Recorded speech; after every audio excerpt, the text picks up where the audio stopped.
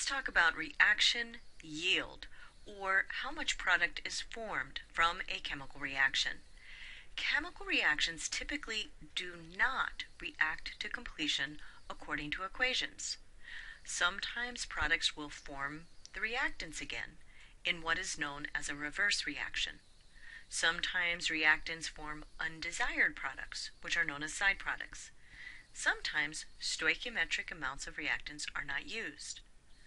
When stoichiometric amounts of reactants are not used, the reactant that runs out first is known as the limiting reactant or reagent. Reagent is an old-fashioned word for reacting, and the limiting reagent limits the amount of product that can form. Let's look at an example of a limiting reagent. An iron nail will completely rust in the presence of oxygen and water. If a nail is left outside, what is the limiting reagent? Iron, water, or oxygen? What do you think? I'm assuming that the nail will be in a place that has rainfall and access to our atmosphere, or oxygen. If that is the case, then the iron in the nail is the limiting reagent. Once the iron in the nail turns to rust, there will still be water and oxygen outside. A vocabulary word related to limiting reagent is excess reagent or reactant. If a reactant is in excess, it means there's more than enough.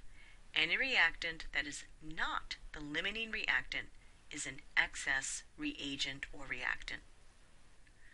The term theoretical yield refers to the amount of product that should form as determined by the limiting reagent.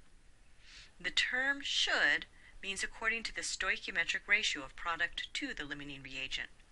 Because reactions do not always go to completion, many reactions do not form the expected or theoretical yield. Percent yield is the amount of product that is recovered divided by the theoretical yield multiplied by 100%.